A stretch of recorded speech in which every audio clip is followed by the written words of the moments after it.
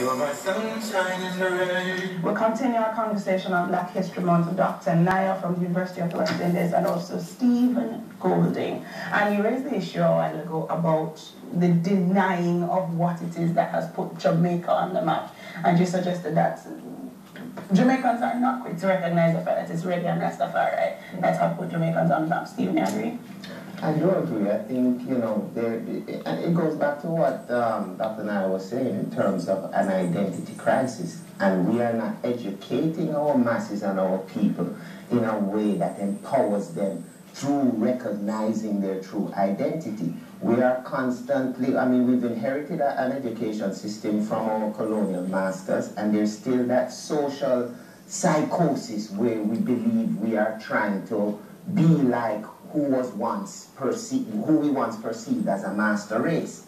So anything black or anything coming from within is rejected unless it is approved and embraced by the rest of the world, which is what Sonjah was saying, you know. Reggae, Rasta, is not until the world lifted it up that Jamaicans begin to say, okay, you know, I mean, before that we was talking about black heart, man and dirty head boy, but now every major company in Jamaica, when they market goods, now they do so under the Ethiopian tricolors that was brought here by the Rasta movement. So her point is very, very important, and I hope the right people are listening, because all of these other problems we claim to have, you know, we have issues with crime, we have issues in education, all of these issues, we have issues with productivity.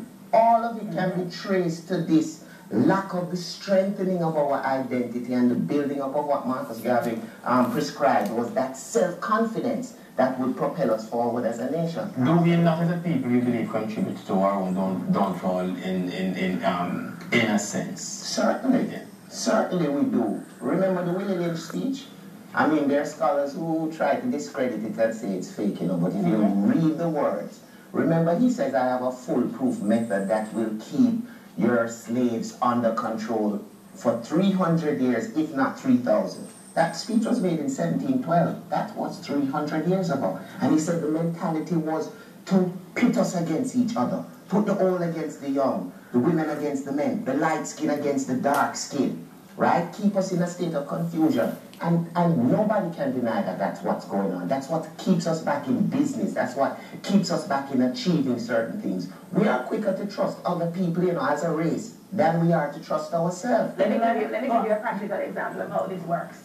Last week, Friday, we had at the University of the West Indies a talk by Dane and Junior Marley. And I am struck consistently at the way in which that family is an empire.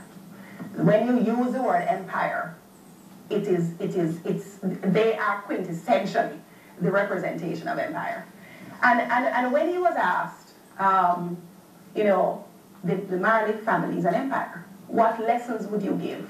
What lessons have you learned? What can you share about how it is to maintain and build empire? And one of his response was, just don't tear down my empire. That's something we have forgotten and lost in this country. First of all, how to build empires. And when I say how to build empires, I mean from the standpoint of your family. In other words, you must be seen as my sister, that I mustn't be able to think any way at all about harming you. That shouldn't cross my mind. If you're building something, my thought must not be to tear you down. And I think that's a basic thing, to go back to Ron's point, about how it is we, in fact, regrets. You know, we do put ourselves in positions where we can't move forward because we are so busy in many instances tearing down each other. Let's talk a little bit about that destruction of self and those around you. You're thrown back to a Trevor Rowan's anything black no good kind of mentality that people hold. Do we still have that notion? You know, I was speaking to my students at HYDEL yesterday, prep school, when we were talking about Valentine's Day, and I was reading to them one of Garvey's lessons from the School of African Philosophy, which talks about pride in race.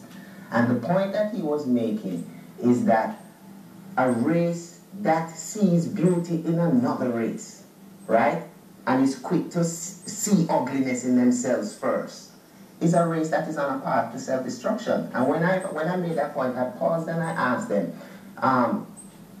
is it the lightest girl in the class that gets the most attention on Valentine's Day? I asked them quite frankly. Yes was the resounding answer. Do we still tease the darkest person in the class, say a black light? Yes, sir. So these are things I'm familiar with from when I was in school. Yes. And we don't like to talk about it. Yes, and it's something which has transcended generations. And before you mentioned that, because I was having a conversation with a friend of mine this morning too, and she was telling me about someone that she met, very pretty girl because she's brown and she has long hair and so on. You know, so that mentality is still with us. Because we have never addressed it. Yes. We're afraid to talk about it. All right, well, we have to stop being afraid to talk about We race have in to. this country Yes. and stop sweeping it under the rug, saying, oh no, we don't have race issues, it's only class issues, it's only uptown and downtown. we do have race issues. I want to thank you so very much, Stevie. I don't want to promise you again. But this is not the end of the conversation. That much I can promise. So I want to thank you so much, Stevie. Thank you very much for having me. UNIA and Dr. Sonjah Stanley Niah. Thank you so very much for joining us this morning. All right, still to come on our show this morning, our little game on Black History Month. You probably want to stick around for that, which will be our game day Wednesday. It's Career Development Week, and this morning we will look at the importance of the topic with Dr. Wayne Wesley.